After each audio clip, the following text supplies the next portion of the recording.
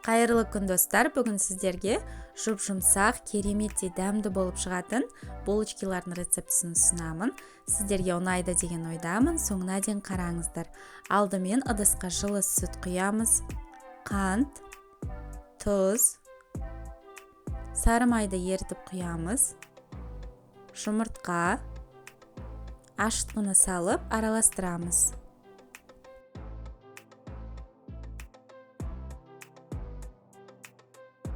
Ұн салып, жұмсақ қамыр болғанша илейміз.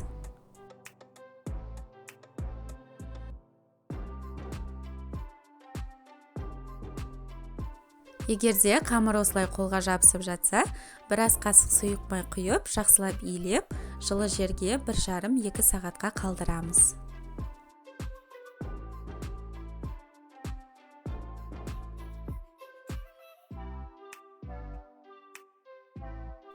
Менде шамамен 1,5 сағаттай жылы жерде тұрды.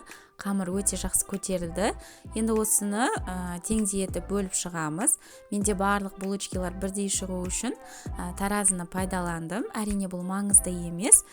Мен әр қайсы булочканы 90 граммнан етіп бөліп алдым.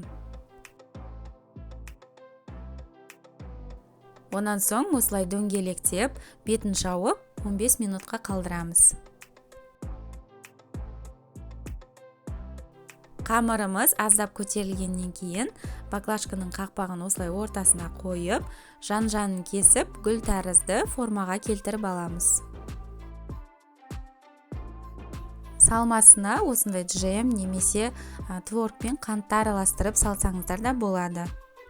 Достар, менің каналыма тіркеліп, қоңырауша белгісін басып қойыңыздар, сол кезде менің салған әрбір видеоларымды жіберіп алмайсыздар. Тағы да бетін жауып 15 минутқа қалдырамыз. Жұмыртқаның сарысына біраз қасық сүтті қосып жақсылап араластырып, біздің булочкаларымыздың бетіне жағып шығамыз. Бетіне әсемдік үшін мак немесе күнжіт сеуіп, 180 градуста 20-25 минут пісіреміз. Міне біздің булочкаларымыз дайын, осылай қызарып, жұп-жұмсақ болып піседі. Міндетті түрде дайындап көріңіздер. Сіздерге видео ұнаса, каналға тіркелуді ұмытпаңыздар. Сіздермен бірге болған Балзия ас болсын.